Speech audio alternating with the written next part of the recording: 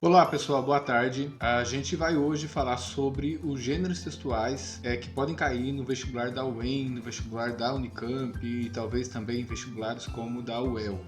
Então, só para lembrar, são vestibulares que são precursores de uma proposta de trabalhar com gêneros textuais variados. Eles não solicitam as tradicionais redações dissertativas, como nos demais vestibulares, e o candidato pode ter que realizar uma redação do mais variado gênero, um trecho de uma notícia, de uma reportagem, de um artigo de opinião, ou construir uma crônica, uma pequena narrativa, um resumo, etc. Então aí a gente aborda um pouco quais gêneros textuais podem cair, seja no vestibular do Unicamp, da UEL ou da UEM, basicamente esses três com os quais a gente está trabalhando. A UEM ela disponibiliza para os candidatos uma lista de 10 gêneros que podem cair em seu vestibular. A Unicamp não disponibiliza essa lista e os resultados, isto é, o que pode aparecer ali no momento da prova para o candidato, na Unicamp acaba sendo alguma coisa às vezes até bastante inusitada. Porém, a lista da UEM ela oferece para a gente um parâmetro seguro de gêneros comuns e bastante estudados ao longo de toda a vida escolar. Então, nesse sentido que a gente vai se pautar na lista da UEM. Então, a lista da UEM são esses 10 gêneros que vocês têm aí, já abordados em uma outra aula anterior. Vou colocar aqui no alto do vídeo um card trazendo para você um link direto para a aula da UEM. Você pode ir lá rever. E também recomendo que você volte à aula sobre gêneros textuais, se essa abordagem aí sobre gêneros textuais seja para você algo muito novo, se você está acostumado já no ensino médio, cursinho, a trabalhar apenas com a redação dissertativa, recomendo voltar à aula sobre gêneros textuais e ter ali alguns conceitos básicos. E a gente vai começar pelos gêneros textuais da UEM que podem ser enquadrados aí na esfera jornalística. Então são gêneros como o artigo de opinião, a notícia, a carta do leitor. São esses então gêneros que a gente pode classificar como sendo da esfera jornalística, isto é, estão ligados à atividade da produção e circulação de textos no jornal. Então, iniciando uma abordagem sobre os gêneros jornalísticos dessa lista da UEM. É importante a gente, primeiramente, conceituar que não é simples a classificação dos gêneros textuais de uma maneira geral, e também isso se aplica aos gêneros jornalísticos, isto é, o espaço de um jornal, seja ele impresso ou virtual, é um espaço muito amplo e heterogêneo no que diz respeito aos tipos de textos, aos gêneros textuais que podem estar ali veiculando nesse suporte. Então, nesse sentido, dada essa multiplicidade dos textos que circulam no espaço do jornal, a sua classificação enquanto gênero é uma tarefa bastante difícil. Eu vou citar aqui um trecho de um artigo científico de Medina que nos explica que os gêneros jornalísticos são determinados pelo modo de produção dos meios de comunicação de massa e por manifestações culturais de cada sociedade onde as empresas jornalísticas estão inseridas. Precisam, portanto, ser estudados como um fenômeno histórico. Realizar uma classificação universal dos mesmos é praticamente uma tarefa impossível, visto que estão sempre em transformação. Então,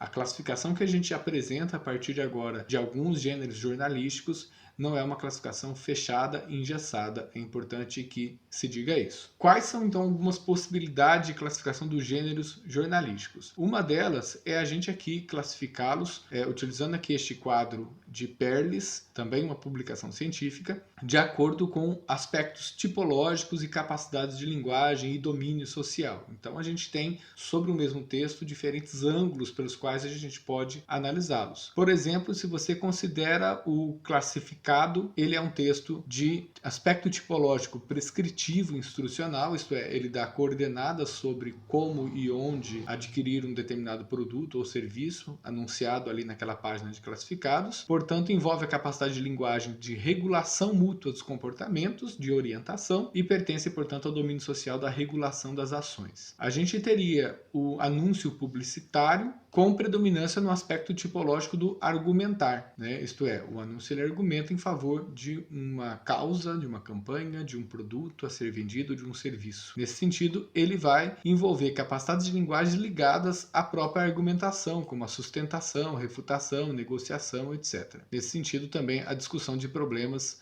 sociais controversos. Eu sei que isso parece um pouco amplo demais e pretensioso demais ao anúncio publicitário, mas mesmo sendo um anúncio de campanha ou de produto, isto é possível de se atribuir a esse tipo de texto. O artigo de opinião e a carta de leitor, ambos ligados ao aspecto tipológico do argumentar, e com as mesmas capacidades de linguagens das quais a gente falou agora há pouco.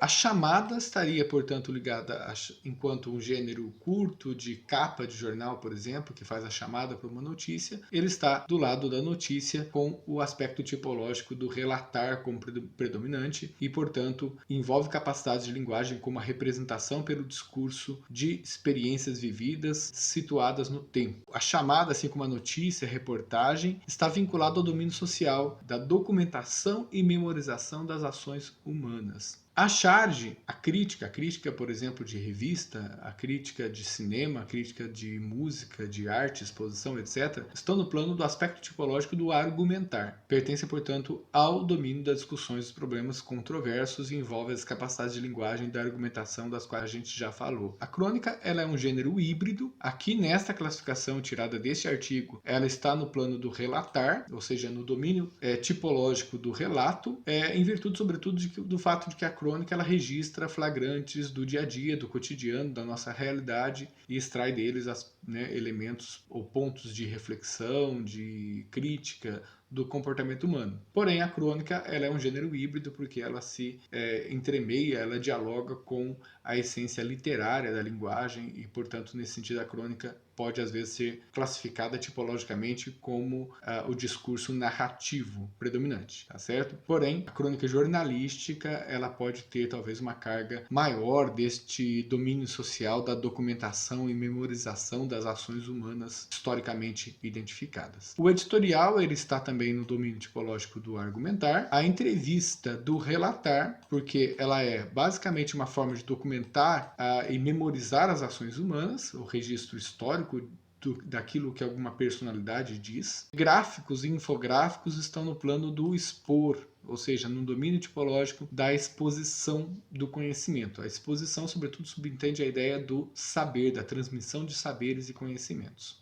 Outra forma de classificar, aqui baseando-se nos educadores suíços Joachim Douce e Bernard Chinoli, a gente tem uma classificação por aspectos tipológicos. No domínio do relatar, nós teríamos gêneros como a notícia, a reportagem, a nota de falecimento, a nota informativa, a entrevista. No plano do argumentar, nós teríamos o artigo de opinião, o editorial, a carta de leitor, a resenha crítica, o anúncio publicitário. Dentro do domínio tipológico do narrar, nós teríamos a crônica, a tirinha, a charge. E aqui vocês já notaram, então, aquele ponto de convergência da crônica enquanto gênero de discurso narrativo ou discurso que tende para o relatar da notícia e da reportagem. Esses dois especialistas classificam a crônica no domínio tipológico, no aspecto tipológico do narrar. A tirinha e a charge são textos também narrativos. Dentro do aspecto tipológico predominante do prescrever e instruir, nós teríamos o horóscopo, o edital de convocação de concurso, a receita culinária, o guia cultural, etc. O artigo de opinião. Esse é um gênero textual de natureza argumentativa na sua predominância tipológica, está dentro do domínio social das discussões sobre temas sociais controversos de interesse público e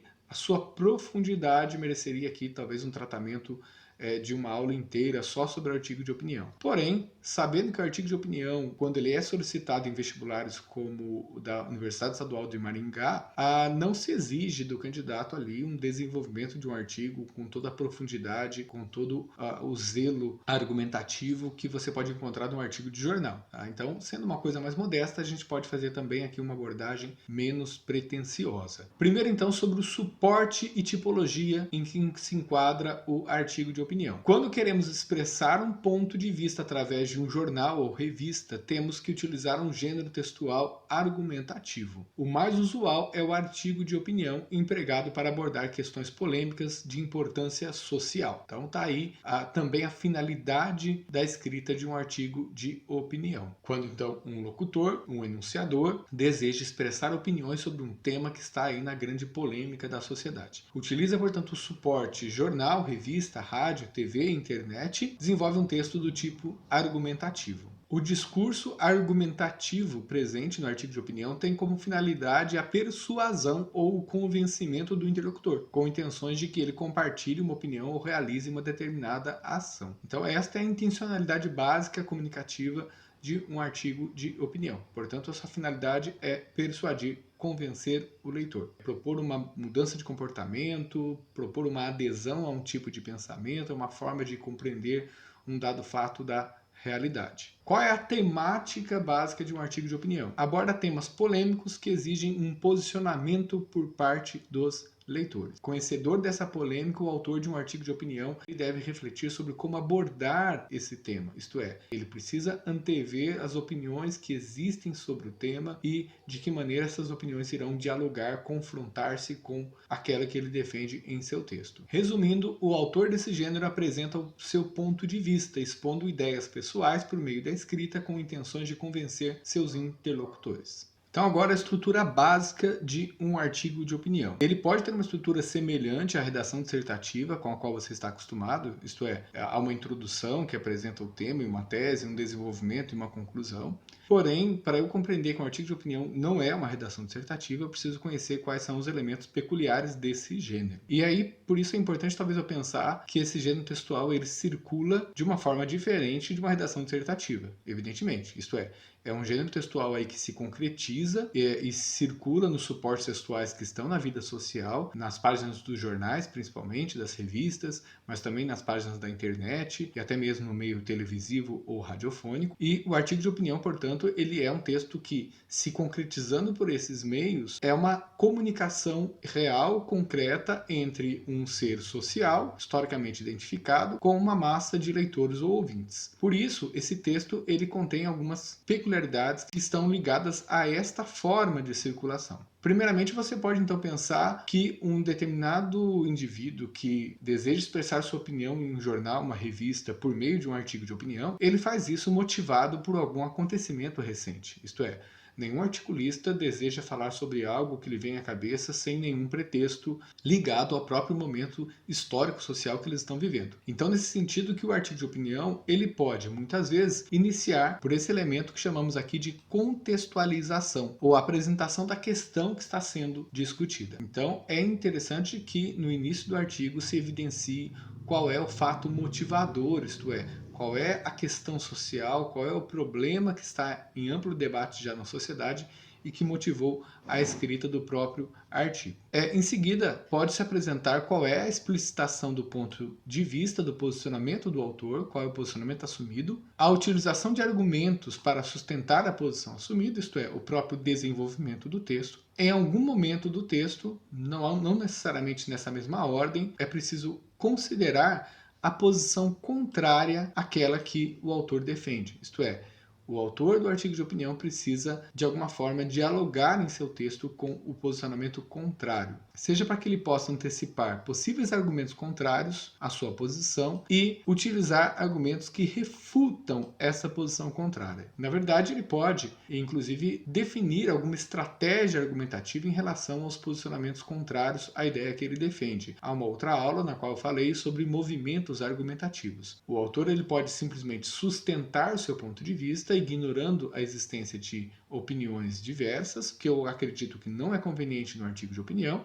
ou ele pode assumir duas outras estratégias. A estratégia 1 de negociação de um ponto de vista, isto é, ele traz para o seu texto a opinião contrária, de alguma forma concorda parcialmente com ela, para em seguida apresentar um ponto de vista mais extente, diverso, e é aquele que ele defende. A outra estratégia é da refutação. Ele traz para o seu texto a opinião contrária, porém para refutá-la, atacá-la e enfraquecê-la. Então, isso é o movimento da refutação. Ele pode, então, mais ao final do texto, fazer a retomada da posição assumida e definir, ao final, ali, talvez possibilidades de negociação ou apontar para direções que a discussão pode tomar e que não tiveram espaço no seu próprio texto. Estou falando, então, de um artigo de opinião aqui denso, bem trabalhado, talvez no formato que a gente encontre num jornal, numa revista mesmo. Ao ler artigos de opinião, eu recomendo que você assuma algumas posturas interessantes aqui que podem lhe favorecer no aprendizado sobre esse gênero. Observe qual é a situação de comunicação própria desse artigo, isto é, onde ele está circulando, por quem ele foi produzido, né? E envolve, portanto, já aqui a segunda questão, onde o texto foi publicado, quem escreveu, e aí você observa, além do nome, se há informações sobre esse autor, ele é especialista no assunto que ele está tratando, ele é pertencente a algum órgão, alguma instituição que de alguma forma lida com a problemática que está sendo abordada naquele artigo. Qual é o público-alvo desse artigo e com qual finalidade ele foi escrito. Ele foi escrito com a finalidade de, evidentemente, que alterar o posicionamento do grupo de leitores, porém ele também foi escrito com a finalidade de levantar o debate sobre um certo tema que talvez estivesse adormecido ou sobre apresentar um novo ponto de vista sobre uma problemática que já está aí em amplo debate. Então você pensa qual é a finalidade específica daquele texto. Aprofundando a leitura de um artigo de opinião, você pode então se questionar se o autor é especialista no assunto debatido, qual é a questão polêmica de que trata o texto, se o autor refere-se a algum acontecimento que levou a escrever esse artigo, que acontecimento é esse, qual é a posição do autor a respeito dessa polêmica, que argumentos ele usa para justificar sua posição, se no texto o autor apresenta argumentos de pessoas que discordam dele e que argumentos são esses, se o autor propõe alguma alternativa para o problema, ou seja, reflete a respeito de uma solução para a polêmica. Então essas são questões que você pode empregar ao ler um artigo de opinião e se aprofundar nessa leitura, compreender a sua construção. Quando você escrever um artigo de opinião, você pode propor sobre o seu próprio texto essas questões que irão nortear um trabalho de autocorreção. O seu artigo se baseia em uma discussão polêmica? Você informa ao leitor a origem dessa questão? Isto é, você contextualizou para o leitor o que motivou a própria escrita do seu texto? Definiu um posicionamento claro? Introduziu sua opinião com expressões como penso que, não, na minha opinião? Isto é, você deixou claro que se trata de uma defesa de um ponto de vista pessoal? E lembrando que no artigo de opinião isso pode, diferentemente da redação dissertativa. Levou em consideração os pontos de vista de opositores para construir seus argumentos? Por exemplo, para fulano de tal, a questão é sem solução, ele exagera, pois, isto é, você está trazendo a opinião contrária à sua para trabalhar com ela, seja no sentido de negociar ou de refutar. Você usou expressões que introduzem os argumentos como pois, porque, isto é, isso é bastante amplo, mas a pergunta é se você articulou bem o seu texto, as suas ideias. Você usou argumentos de autoridade, de exemplificação, de provas, de princípio, crença pessoal, de causa-consequência. Usou expressões para introduzir a conclusão como então, assim, portanto. Concluiu o texto reforçando sua posição? Verificou se a pontuação está correta? Corrigiu os erros de ortografia? Substituiu palavras desnecessariamente repetidas?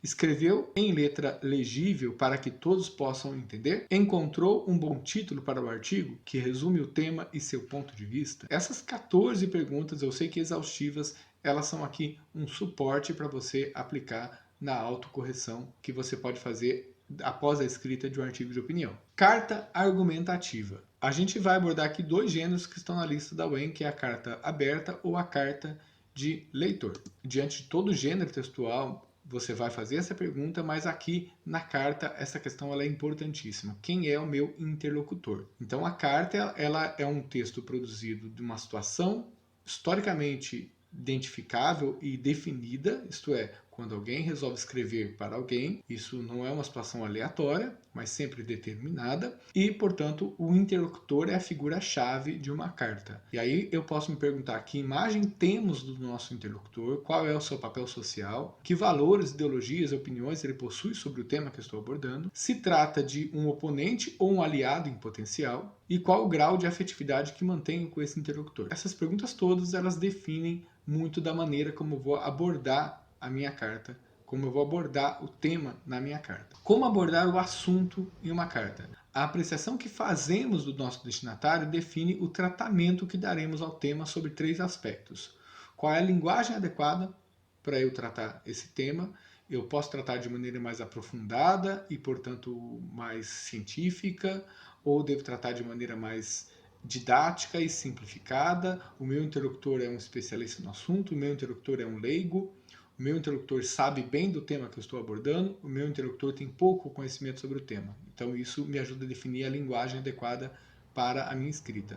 O grau de informatividade, portanto, se eu devo esclarecer mais ou menos sobre o assunto do qual eu estou tratando. Essa decisão ela é pesada de acordo com o interlocutor e a estratégia argumentativa que eu vou utilizar. Se eu vou apenas sustentar um ponto de vista, ignorando a existência de outros, dado que eu imagino que o meu interlocutor não tem um posicionamento definido sobre o assunto, se eu vou negociar um ponto de vista, dado que eu imagino que o meu interlocutor já tem um posicionamento sobre o assunto, porém eu acredito que ele está aberto para uma negociação e uma conversão de um ponto de vista, ou se eu parto para a refutação, isto é, eu já sei que o meu interlocutor tem um ponto de vista definido sobre o tema, talvez consolidado, mas o meu interesse agora é atacar o seu ponto de vista para deixar claro a ele ou a demais leitores do texto, se for uma carta aberta, sobretudo, que ele está equivocado, por exemplo. Na instauração do diálogo, você deve então fazer referência à opinião do destinatário para refutá-la.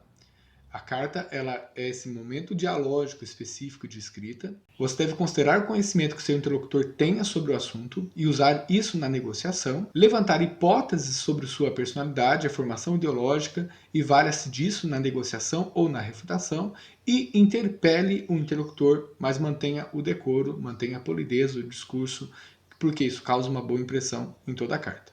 Qual a função da carta argumentativa? Portanto, ela atua buscando persuadir o interlocutor, o destinatário da carta, a respeito de um posicionamento tomado diante de um determinado assunto. E ela se dirige a um destinatário específico, uma empresa, um político, um articulista ou um grupo de pessoas, mas sempre de forma bem definida no texto.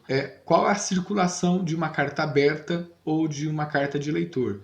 A circulação ela se dá em jornais, revistas, ambientes políticos, em forma de circular, ou mesmo pelo modo de carta pessoal, ou seja, pelo modo de envio individual. Isso, sobretudo, a carta aberta. A carta de leitor, ela vai ali para o rodapé das páginas do jornal, expondo aquilo que os leitores têm, portanto, a dizer a respeito dos temas que estão sendo tratados na edição. A estrutura de uma carta argumentativa ela vai ser semelhante à carta pessoal, ou seja, você vai colocar no alto o cabeçalho, local e data, a saudação inicial, o corpo do texto propriamente dito e uma fórmula de despedida. Quanto ao corpo do texto, sugere-se a seguinte organização: a exposição dos fatos, a explanação dos objetivos, a argumentação e a conclusão. A notícia, enquanto gênero essencial da atividade jornalística, acaba sendo o gênero preferido também nos vestibulares como a UEM, isto é um gênero mais curto, mais simples, mais conhecido e, portanto, mais fácil de ser produzido pelo aluno.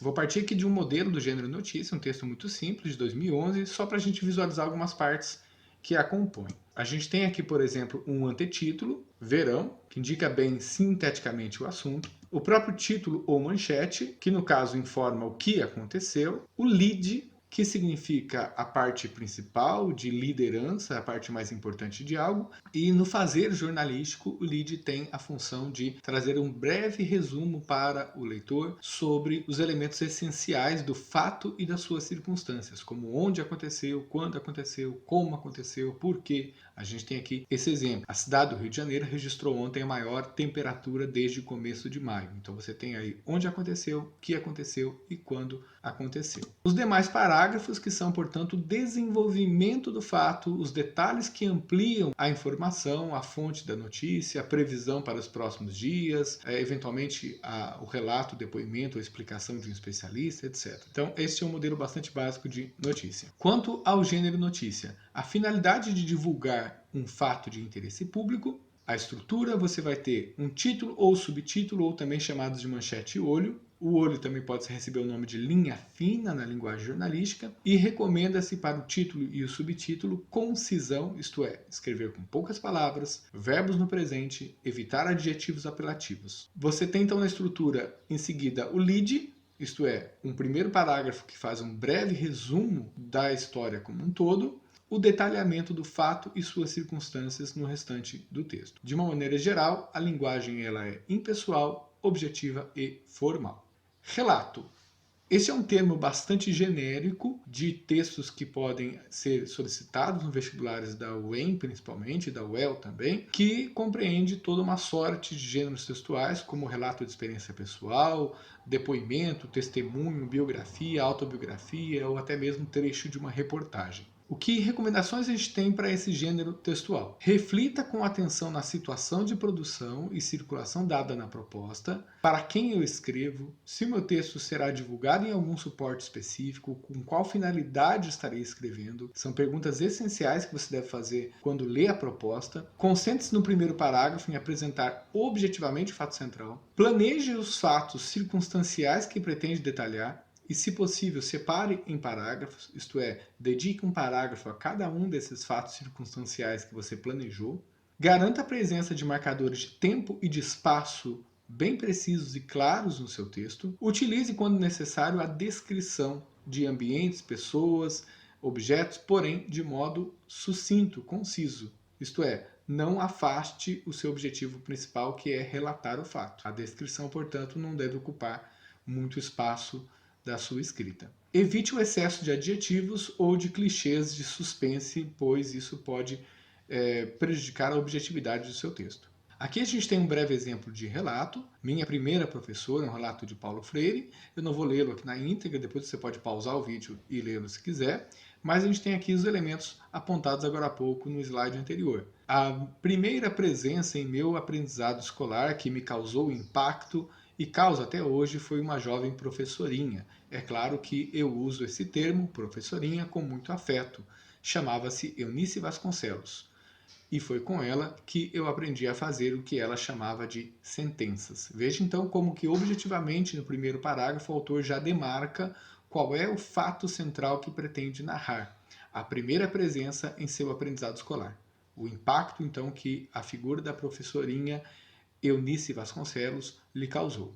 Depois ele parte para um elemento circunstancial, que é: eu já sabia ler e escrever quando eu cheguei, e nesse parágrafo todo ele vai explicar esta informação, que aos 6 anos, quando ele chega na escola e tem um contato com essa professora, ele já era alfabetizado, e depois a cada parágrafo ele vai detalhar um elemento circunstancial dessa história. Nesse sentido que o relato ele tem que assumir uma estrutura objetiva, organizada de maneira inteligente. Então depois você pode voltar na íntegra e ler esse relato de Paulo Freire. Carta de solicitação é também um termo genérico para gêneros como uma carta de demissão, uma carta de reclamação, etc. Recomendações para esse gênero: carta de solicitação.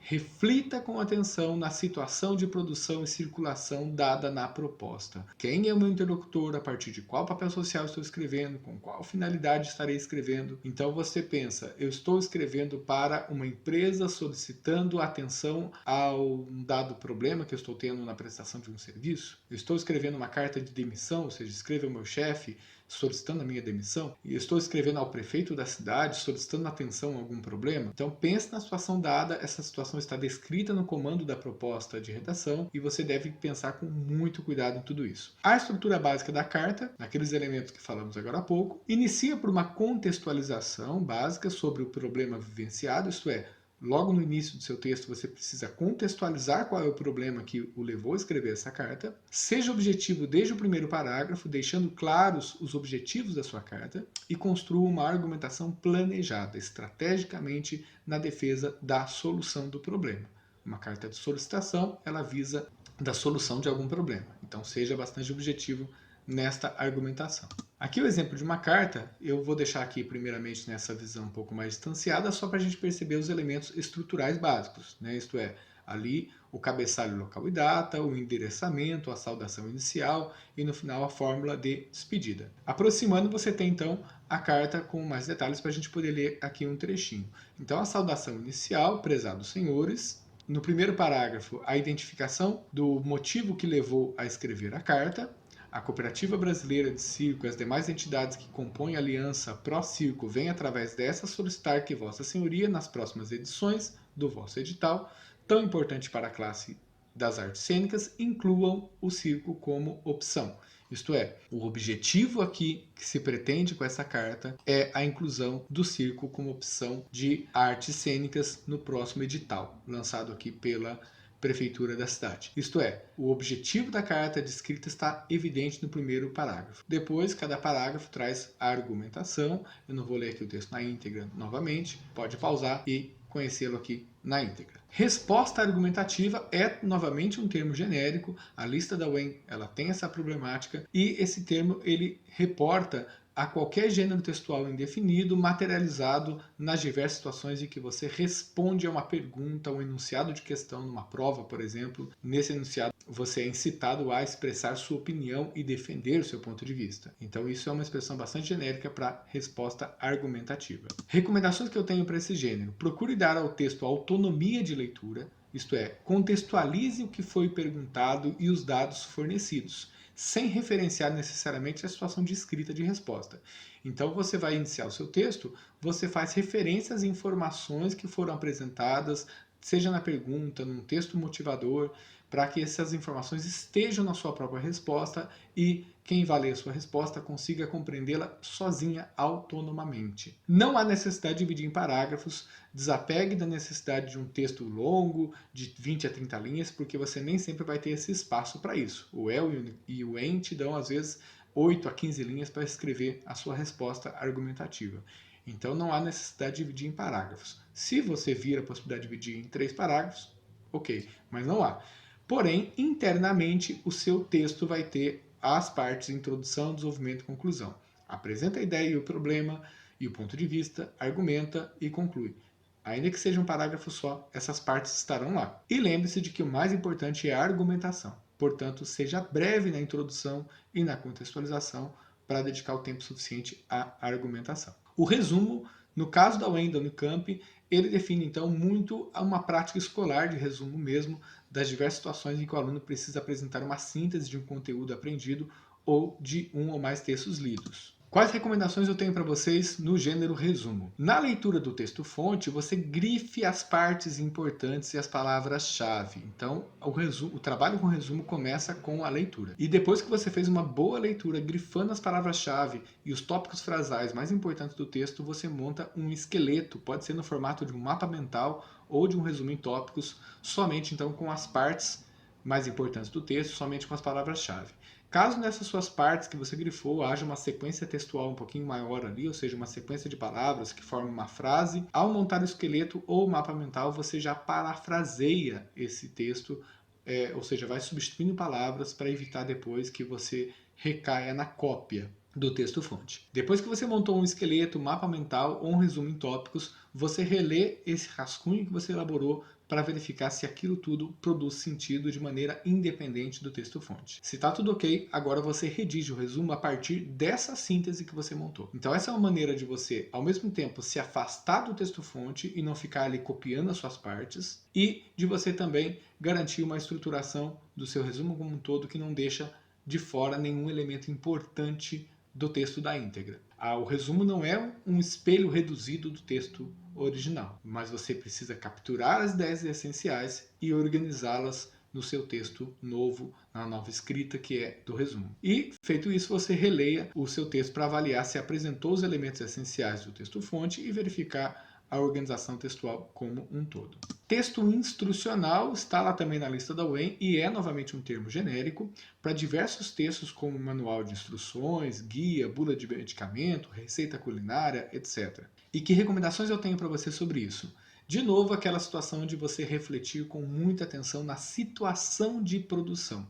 Isto é, quem é o meu interlocutor, a partir de qual papel social estou escrevendo, com qual finalidade estarei escrevendo e em qual suporte o meu texto será divulgado. Então, o texto instrucional que me pediram para escrever é um texto para compor um trecho de uma peça publicitária, de um panfleto, é para compor uma parte de uma reportagem, no momento em que dá dicas importantes sobre o bem-estar, a saúde das pessoas, por exemplo, ou é para compor um manual de instruções, ou o encarte de um produto, regras de jogo, por exemplo. Então pensa exatamente, de acordo com os dados fornecidos na proposta, qual é a situação de produção com clareza. Procure relembrar textos semelhantes que circulam na vida social e você se concentra na sua estrutura, na sua linguagem, na abordagem temática. Então, se ele pede para produzir um trecho de um panfleto a ser distribuído numa via pública, você precisa pensar como são esses panfletos, o que eu já sei sobre eles, qual é o seu formato, estrutura, linguagem,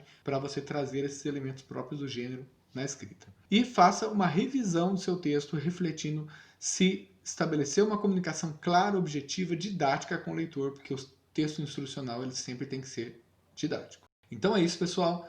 Essa foi a nossa aula. Desculpe aí só essa carga de conteúdo, por isso que a aula está dividida aqui em partes. É uma aula bastante completa, porém também ao mesmo tempo incompleta, isto é, não dá para enxugar aqui num tempo de 30 a 40 minutos toda essa abordagem dos variados gêneros textuais que podem cair nos vestibulares como Unicamp e UEM. De qualquer forma, espero que vocês tenham gostado.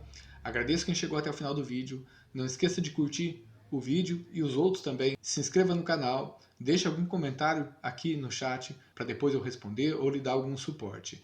Sabendo que essas videoaulas no YouTube são apenas parte do meu trabalho, depois a gente vai para um momento de interação por videochamada e aí a gente parte para a parte prática, isto é, atividades, escrita, correção, devolutiva, nota, né, simulados, etc. Tudo bem? Então, se ficou interessado nessa parte da aula prática, do acompanhamento da sua produção e do seu treino, entre em contato comigo aqui pelo chat também, que a gente pode então lhe dar mais instruções, tá certo? Muito obrigado, um grande abraço, até mais!